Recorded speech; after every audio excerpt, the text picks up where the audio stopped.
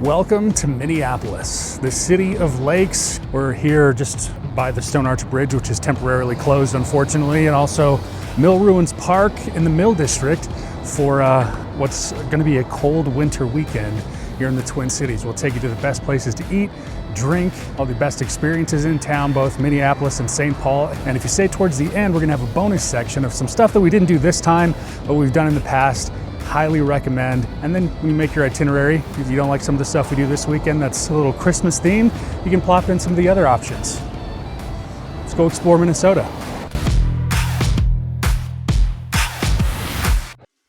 Day one, downtown Minneapolis. We're going to Saturday brunch at Hell's Kitchen. As we make our way down, let me just explain what their website says to prepare you for the decor they have. It's an explosion of holiday kitsch, a riot of lights, and a ridiculously fun excess of Christmas bling. So check this out. Yeah, that's an explosion of holiday kitsch. Even got a band playing for the vibes. I think Buddy the Elf would even approve of this place. But what caught my attention and brought us here, the Bloody Mary and Mimosa Bar. This thing is insane. Look at it. You get to start with rimming your glass with all these different options. You've got your selection of Bloody Mary mix, which you can mix those together if you want to. Pickles, capers, horseradish, cocktail onions, pickled mushrooms. Hot sauce galore. I mean, look at that. You got meat sticks, cheese, ham, bacon, the works, and then it doesn't end there, no. Chicken wings. Chicken wings. Hard-boiled eggs. There's mini corn dogs in there. Fruits, jalapenos, candy, onions, muffins. I mean, you could stack this thing 3 feet tall. If you can fit it in the glass, they'll let you do it. On the mimosa side, they got all this sweet stuff to go for your mimosa side of the bar.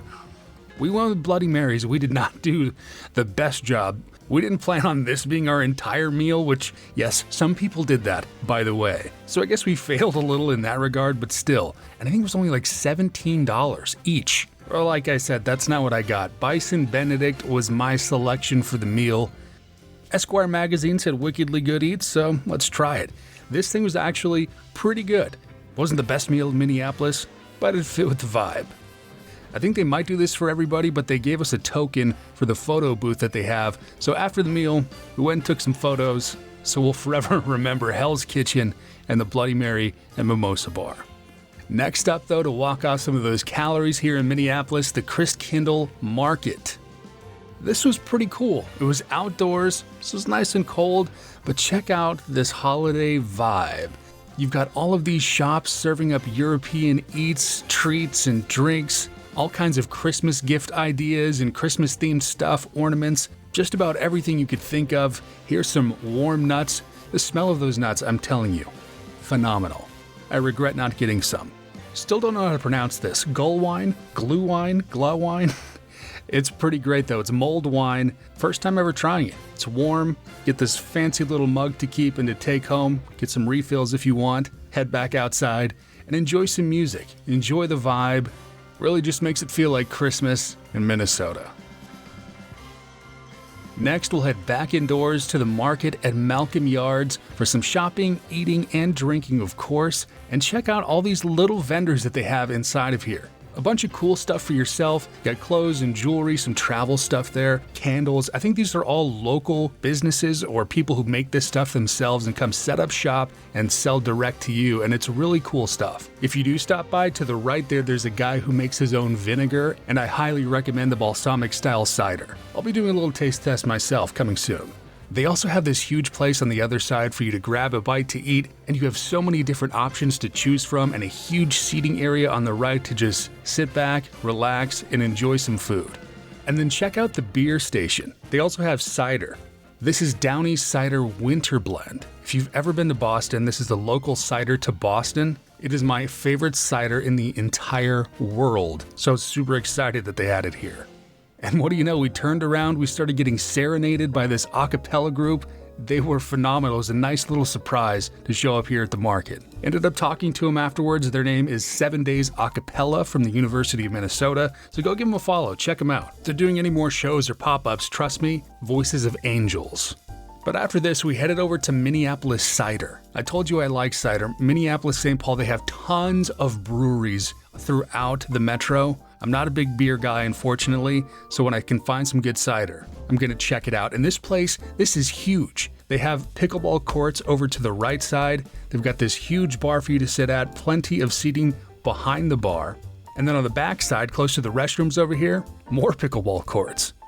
You can pause the menu here if you want to look at some of the drinks. They do have some THC drinks in addition to the ciders, also some cocktails, wine, non-alcoholic, and some seasonal drinks.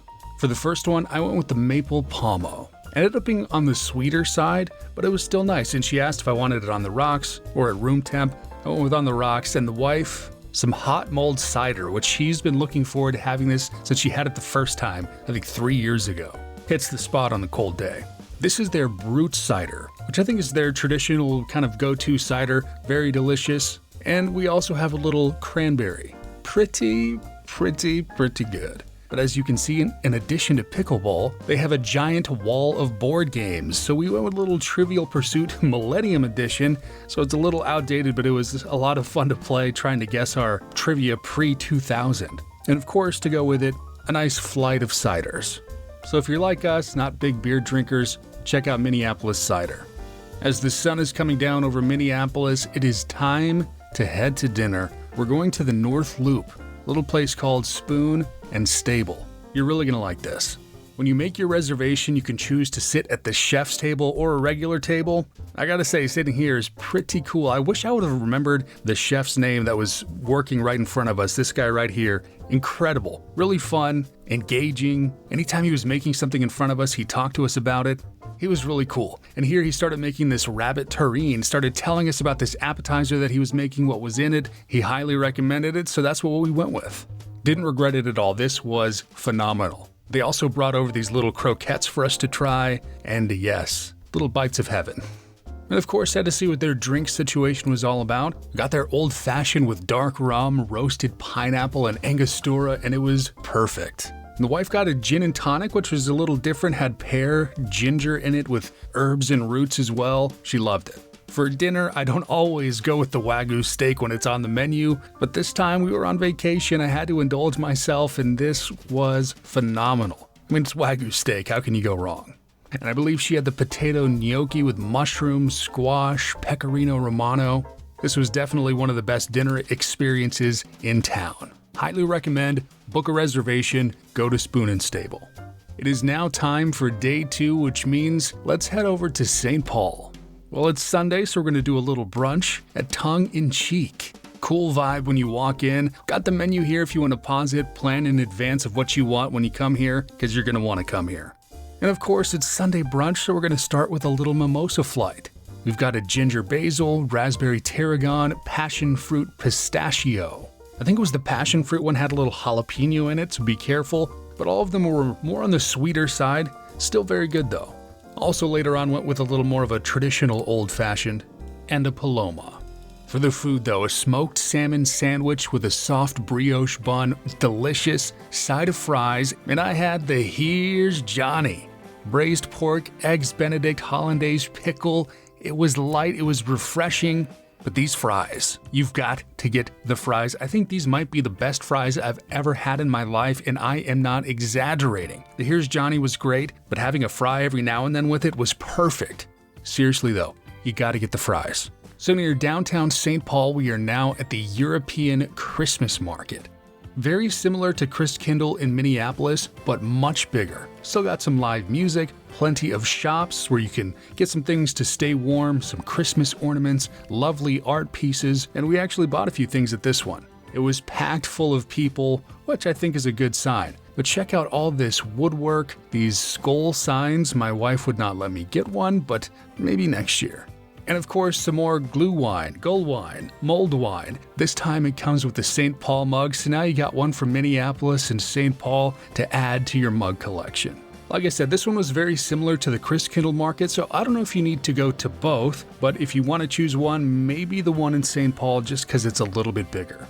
Another thing you could do in St. Paul we didn't get much footage from, but you can take a drive down Grand Avenue, plenty of spots to get a drink, a bite to eat, maybe a nice little cup of coffee and a pastry. It's a really cool area in St. Paul. but we actually made our way to Uptown, Minneapolis to go to Red Cow. They've got a few locations, but this one I think had their most holiday spirit. I mean, check out this decor. How cool is this? Decor everywhere. They have a little photo booth area here for you to take some pictures. Special private room back there to host private parties. I think it's open now for the public, but you can check it out online for more details. Also, the entire other side of the restaurant is packed, and how cool is that? They even had Home Alone playing at the bar.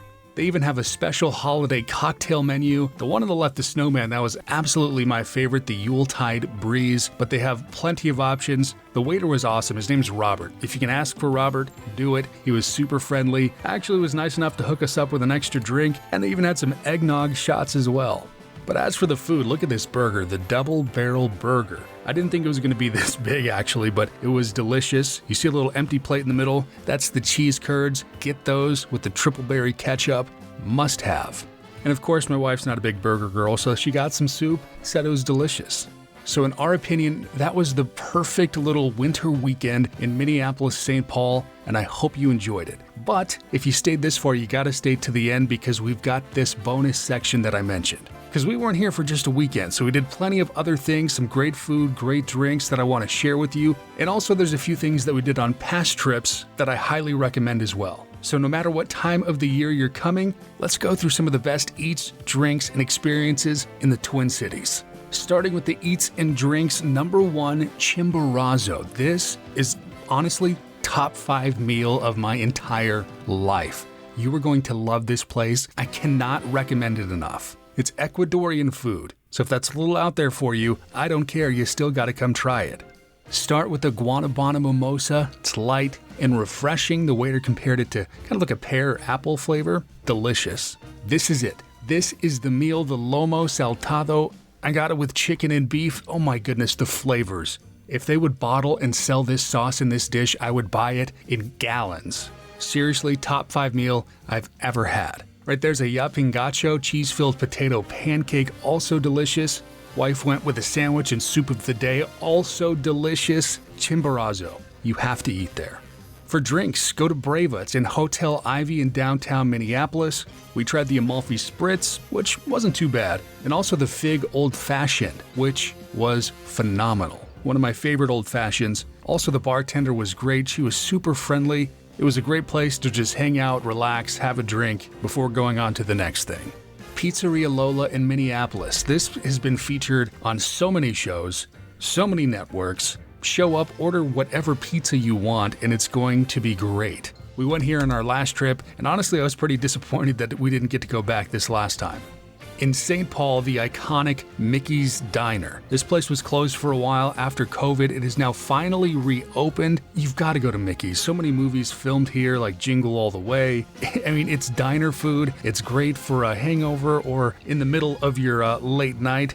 If you've never been, go to Mickey's.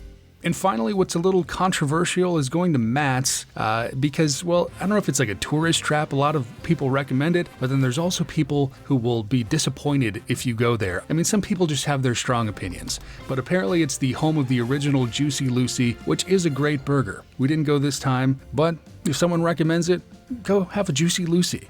Now to 5 other experiences for you to check out. Mall of America. Yes, it's just a mall, but it is huge. There's plenty of stuff to do there, and a lot of locals maybe don't go anymore because it's just crazy all the time. Go in there, check it out, be a tourist, who cares? Next is a sporting event. Minnesota Golden Gophers men's hockey going on this weekend that we checked out against Michigan State. Sadly, they lost, but it was still so much fun. It was cheap to get in, great seats. It was a lot of fun. Also, a Minnesota Vikings game. We went to the winter whiteout game on Monday night when they beat the Chicago Bears. This was a fun experience. Not the best food in the world at US Bank Stadium, unfortunately, but seriously, a phenomenal experience. The energy in that stadium is great. So check out a sporting event while you're in town. Minnesota is home to tons of phenomenal parks. One of them you got to check out, the Minnehaha Falls. You walk through this beautiful park, check out the falls there. They're more beautiful in person, so don't miss out. And finally, my last recommendation, if you got a car, which you should when you're visiting, drive to Stillwater. It's along the St. Croix River bordering Wisconsin. It is a beautiful, quaint little town. Check out this little main street they have here. Tons to eat. You can park and walk up and down. Plenty of shops to go in. Look at some antiques. All kinds of cool little stuff. And you can walk along the river. Beautiful sights. Beautiful little town. Highly recommend Stillwater. And it's only 20-30 minutes from St. Paul and Minneapolis. Thank you so much for watching this video and staying this long. If you did, check out the links in the description. I've got links to all of my recommendations for travel experiences that I've booked across the entire world. And also let me know if you have any other recommendations about the Twin Cities that you want to put in the comments, or if you have any questions about this trip, any other trips I've had, I'd be more than happy to answer them. And don't forget to subscribe to the channel if you also have recommendations on where we should go next. Merry Christmas. Santa, won't you listen to me? I got a feeling that you'll finally see. Although I haven't been good, you know I'm not so bad. Gotta have a gift for me too, in that bad.